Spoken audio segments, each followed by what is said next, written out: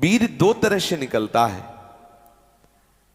एक तो जो घातक है वो उसी के शरीर से निकलेगा जिसने हस्तमैथुन किया है, या गंदी क्रियाएं करके बच्चापन से ही वीर को नष्ट किया है। जैसे 12-13 वर्ष की अवस्था है और उस अवस्था से आप अपने कुसंग के कारण वीर का नाश कर रहे हैं, तो कुछ वर्षों तक हस्तमैथुन करने वाला या अन्य गंदी चेष्टा करने वाला ये नहीं जान पाता है कि इसके द्वारा मेरी हानि हो रही, वो नहीं समझ पाता, क्योंकि जीवनी शक्ति भगवान अपनी तरफ से देते हैं। वो बिल्कुल ना खाए और हस्तमैथुन करे तो भी उसको समझ में नहीं आएगा।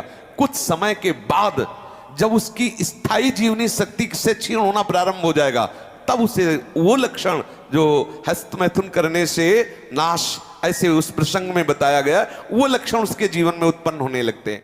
ये जो हस्त क्रिया के द्वारा शक्ति का नाश करते हैं, ये प्रतिक्षण काम से युक्त रहते हैं। इनके हृदय में वही चिंतन चलता रहता है। बालक अवस्था से लेकर के यौवन अवस्था तक देखिए आप, इनकी आंखों में देखिए न तेज होगा न इनकी गंभीरता होगी, बहुत चंचलता, निस्तेज आंखें होगी, चेहरा पीला पड़, जब देखो तो ऐसा लगता है कि शर्मिंदा हो रहे हैं, मुंह छिपा रहे हैं, ऐसा लगेगा। पहला लक्षण है। दूसरा, कुछ इतने निखल्ले ऐसे दिखावटी स्वभाव के, ऐंठ में, अकड़ में, गर्मी में रहते हैं, ये वीर शक्ति के नाश का लक्षण है। गंभीरता नहीं, शांति नहीं, उदारता नहीं, धैर्य नहीं है, वो अपने को बड़ा दिखाना चाहते हैं, ये सब उसके नाश के लक्षण हैं। जिनका चेहरा आनंद में, देखते ही हृदय में आकर्षण, ये ब्रह्मचर्य का लक्षण है। चेहरा देखो तो उजड़ा हुआ दिखाई देता है, लगता है बिना रोते हुए भी रो रहे हैं, वो सब सिकुड़ गया चेहरा ऐसा। जैसे किसी घर में आग लगा दो, इसके बाद दर्शन करो तो कैसा लगता है, वो ऐसे ही उसका चेहरा होता है जिसने अपने जीवन से खिलवाड़ किया है। जो स्वभाव से ही रुक्ष, चिड़चिड़ा, क्रोधी, बात बात पे एकदम रूखा, चेहरा पीला पड़ रहा, फीका पड़, वो चेहरा पीला प्रेम का नहीं, वो चेहरा प्रेम में पीला पड़, प्रेम में नहीं, यहाँ काम की बात हो रही है। मुख पिया आई फिर गई, बदल गए तन रंग, ये प्रेम का लक्षण नहीं, ये काम के लक्षण की यहाँ बात हो रही। वो मुर्दा की तरह निस्तेज, खिन्न छिन्न ऐसे ही घूमता रहता, कोई लक्ष्य नहीं, कोई उद्देश्य नहीं, बात बात में आलस्य, बात बात में गुस्सा। जो गालों में बिना कोई गुलाबी कुछ लगाए जो गुलाबी दिखाई देती है, वो ब्रह्मचर्य की होती है। और जिनके ब्रह्मचर्य क्षीण हो जाते हैं, झाई पड़ जाती है, देखो देखने में तो लगता है, क्योंकि बोले कितने को, बोले 18 के, 18 में तो उसकी दुर्गति हो रही, तो 28 और 48 में क्या होगा। जो काले दाग चेहरे में पड़ने लगते हैं, आंखें धसी नजर आती हैं, गाल पीले नजर आते हैं, नाक के आसपास काले काले दाग यहां ऐसे प्रकट हो जाते हैं, ये सब लक्षण हैं जो उन्होंने अपनी शक्ति का नाश कर दिया। जो इस वीर शक्ति का नाश करते हैं, वो बिना बुढ़ापे के सारे लक्षण बुढ़ापे के उनमें होते हैं। कमर में दर्द है, चला नहीं जा रहा है, थोड़ी चढ़ाई में हांफने लगे, अब अवस्था कितनी, बोले 18 की। इस अवस्था में तो मतलब दिशाएं भी कांपे, वो अवस्था है। अब तो दिखाई नहीं देता कोई जवाल, चित्त में कुचिंताएं, छाती में धड़कन, बिना भय के भयभीत हो जाना, थोड़े से भी दुख में ऐसा सोचना कि मैं आत्महत्या कर लूं, ये सब बातें उसी की कमी से हो रही। ये महापुरुषों के अनुभव की झूठी झूठी बातों में एकदम घबरा जाना, कोई झूठी धमकी दे दे तो बस वो ऐसा लगता है अब क्या करूं, किसी कमरे में बंद हो जाऊं, अपने आप को प्राण हत्या करके बचा लूं, ऐसा मैं अपने शरीर को न, ये सारे के सारे लक्षण उसी में प्रकट होते हैं।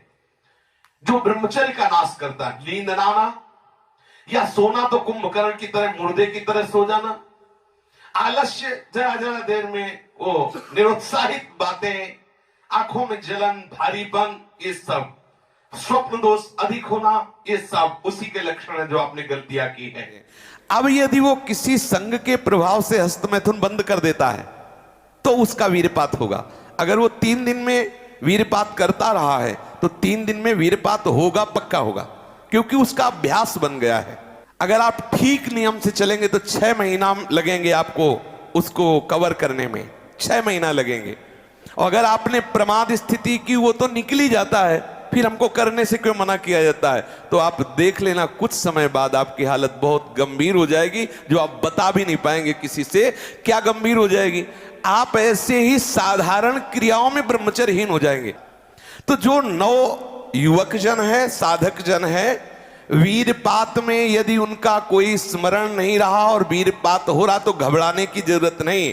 और यदि स्वप्न में आपने स्त्री आदि का संयोग देखा या कोई ऐसी घर्षण आदि क्रिया हुई या कोई ऐसी कामोत्तेजना जनित और फिर आपका वीरपात होता है, तो आपके गंदे विचार और पूर्वाभ्यास के कारण होता है। यह बहुत ही गंदी बीमारी है जो आपको अंदर ही अंदर खोखला करती जाएगी। पहली बात, इस स्वप्न दोष से निकलने के लिए हस्त मैथुन को पूर्णतया बंद कर दिया जाए। अगर आप सदगृहस्थ भी हो चुके हैं तो कुछ महीने के लिए आप अखंड ब्रह्मचर्य का नियम लें, जब तक आपका वीरपात होना ठीक ना हो जाए। आप वो हानिकारक जो कामोत्तेजना बढ़ाने वाले भोजन हैं उनको छोड़िए, जैसे अत्यधिक नमक, बहुत कड़वी लाल मिर्च, और जैसे बहुत ही वो मीट मसाला आदि जो बहुत ही कड़वा तीखा, ऐसा गरम मसाला और बिल्कुल गर्मा गर्म भोजन, ये आपके स्वप्न दोष के ठीक होने की बात है। यदि आप स्वप्न दोष से बचना चाहते हैं तो अत्यधिक नमक, बहुत कड़वी मिर्च, बहुत ही वो उष्ण गर्मा गर्म भोजन, बहुत गर्म मसाले से बना हुआ भोजन और अत्यंत खट्टी चटनी, जैसे इमली की है, कच्चे आम की चटनी है, और मांस। ये जो लोग कहते हैं कि मांस ताकतवर होता है, तुम्हारी चर्बी बढ़ा देगा, ताकत नहीं। ताकत कहते हैं संकल्प शक्ति को। ताकत शरीर शक्ति प्रधानता नहीं होती। संकल्प शक्ति का एक महात्मा पूरे समुद्र को अंजुलि में पी गया। देखो, संकल्प शक्ति, शरीर की शक्ति एक सीमित शक्ति है, संकल्प शक्ति एक महान शक्ति है। जो ब्रह्मचर्य से युक्त होता है उसकी संकल्प शक्ति बढ़ती है। भले आप मांस खा के मोटी चर्बी और आप व्यायाम करके दिखा सकते हैं कि देखो मैं ब्रह्मचर्य क्षीण करता हूं लेकिन बलवान हूं, लेकिन आप आत्मशक्तिहीन है। वो आपका मोटा हो जाना बलवान नहीं है, आपके सुंदर सुंदर मांसपेशियां निकल आना वो बल नहीं है। आप शक्ति, बलवान वो है जो आए हुए आंतरिक वेगों को सह जाए। आए हुए आंतरिक वेग को जो सह गया वही बलवान है। ये जो मछली, अंडा, मांस खाते हैं ये कभी इस रोग से मुक्त नहीं हो पाएंगे। और जो लोग कहते हैं मैं तो खाता हूं मेरे अंदर नहीं, विश्वास मत मानना, पक्का झूठा है। वो जो शराब पीता है वो अपने वीर को पवित्र नहीं रख पाएगा। चाहे गृहस्थ हो, चाहे व्यापारी हो, चाहे किसी भी तरह की स्थिति में हो, सावधान हो जाओ, ये शराब आपके जीवन को नष्ट कर देगी। ब्रह्मचर्य में अपने आप एक उन्माद है। थोड़ा अंगूर, मीठे संतरा, सेव, अनार, ये स्वास्थ्यवर्धक वस्तुएं आप ले सकते हैं, लेकिन ऐसे वस्तु जो आपके ब्रह्मचर्य को नष्ट करें, ये पहले भोजन छोड़ें। ध्यान दीजिए, आप पहले ऐसे व्यक्ति का संग छोड़ें जो हस्तमैथुन कराने के लिए उत्साहित करे या जो गंदे आचरण में, चाहे वो स्त्री साधक हो या पुरुष साधक, दोनों सावधान। ये रोग एक में ही नहीं होता, ये रोग दोनों शरीरधारियों में होता है। कामोत्तेजना दोनों को आती है। गंदे संग के कारण दोनों साधक गंदी आचरण कर बैठते हो, दोनों इस रोग से पीड़ित होते। पुरुष तो इस रोग को प्रकट कर देता है, माताएं बहनें इस रोग को प्रकाशित नहीं कर पाती, लेकिन पीड़ित होती इस रोग से। यदि सावधान उपासक न चले तो चाहे स्त्री शरीर हो चाहे पुरुष शरीर, उसको कष्ट होता है। दूसरी बात इसमें सहयोग है 4 बजे उठना। ये जो लोग सुबह 8 बजे तक 9 बजे तक सोते रहते हैं और सोचते रहते हैं कि हम ब्रह्मचर्य रह पाएंगे या स्वप्न दोष से निकल पाए, कभी नहीं हो सकता। भगवान सूर्य जब उदय होते हैं तो आपकी आत्मशक्ति नष्ट होने लगती है। यदि आप उठ करके उनका स्वागत न करें, अर्घ्य न दें, प्रणाम न करें, जग कर भगवान नाम जप न करें। 4 बजे से 6 बजे तक का समय पूरे 24 घंटे के लिए पावर वाला समय है। यदि उस समय आप सो रहे हैं तो वो हमारी बात भी न सुने, वो इस काबिल नहीं कि इसको धारण कर सके। जो सुबह 4 बजे से 6 बजे तक सोएगा वो ब्रह्मचारी रह ही नहीं सकता पक्का। कुछ लोगों को लगता है कि 1-2 बजे ही स्वप्न दोष हो जाता है, 4 बजे की आवश्यकता नहीं। तुमने गलत आदतें की, तुमने अपनी नस नाड़ियों को इतनी घर्षण शक्ति से कमजोर कर लिया है कि रोकने की क्षमता नहीं रखी। तो आपको उदास नहीं होना, ऐसा भोजन छोड़ो, ऐसा संग छोड़ो और 4 बजे जगो। जगने पर तत्काल आप बासी पानी पिए, तांबे के पात्र में रखा हुआ पानी, और लीटर 2 लीटर पिए। ऐसा ना करें कि आप एक गिलास में छोटा कस की पीजिए। अगर उल्टी हो जाती तो और अच्छा है, आप पी के तो देखिए। वज्रासन में बैठकर जल पीजिए, फिर थोड़ा टहलिए, सोच जाइए। आप गृहस्थ हो, विरक्त हो, कोई भी हो, अगर आप शुद्ध ब्रह्मचर्य रहना चाहते, स्वप्न दोष से निपटना चाहते, तत्काल व्यायाम कीजिए। 30 मिनट कम से कम। दंड है, बैठक है, और भी आसन है योगियों ने बताए हैं। और फिर 20 मिनट कम से कम प्राणायाम कीजिए, कपालभाति, अनुलोम विलोम आदि जो भी आप सीख पाए। और इसके बाद 30 मिनट तक कोई खान पान ना कीजिए। प्राणायाम व्यायाम के 30 मिनट तक ना आप चाय पीजिए ना पानी। चाय तो बड़े बूढ़ों की बात है, आपका शरीर रोगी हो तो चाय की जरूरत क्या है। ब्रह्मचारी अपने आप में इतना चाय होता है कि उसे जरूरत ही नहीं दूसरे किसी गर्म पदार्थ पाने की। अब ये सावधानी रखे कि जैसे आजकल बहुत बड़ा खतरनाक चल गया है स्मार्ट मोबाइल, इंटरनेट। उसमें क्या है कि बहुत से बच्चे विषय आकर्षण के कारण गंदी फिल्में, जिनमें हमारा शास्त्र आदेश करता है किसी भी पक्षी को भोग करते ना देखे।